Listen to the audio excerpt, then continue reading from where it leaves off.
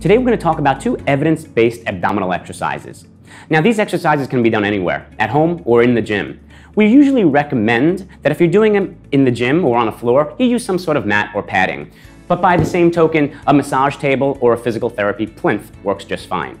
Now these exercises will manipulate the muscles and the positioning of your legs to further ensure more work on your abdominals. Now let's get right to it. So Eric is going to lay down into what we call the hook lying position. So Eric, lay down like you're going to do a regular sit-up.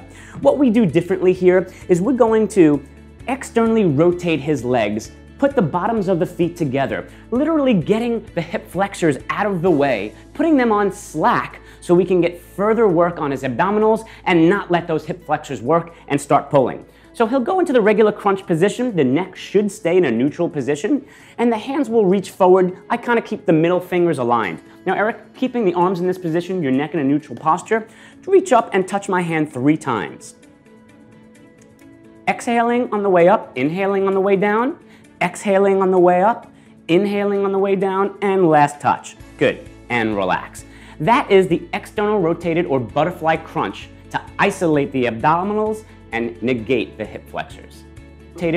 Our next abdominal exercise doesn't use biomechanics, but it uses a technique called reciprocal inhibition.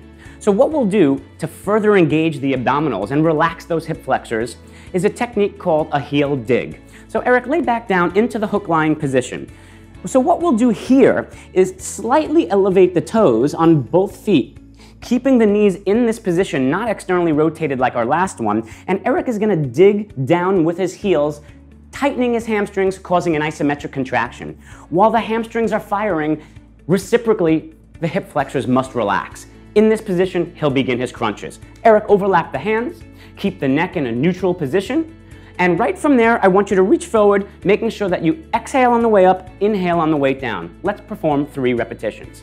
Good, always contracting those heels and always contracting those hamstrings. 2, inhaling on the way down and exhaling on the way up, and relax. That's the idea of a heel dig.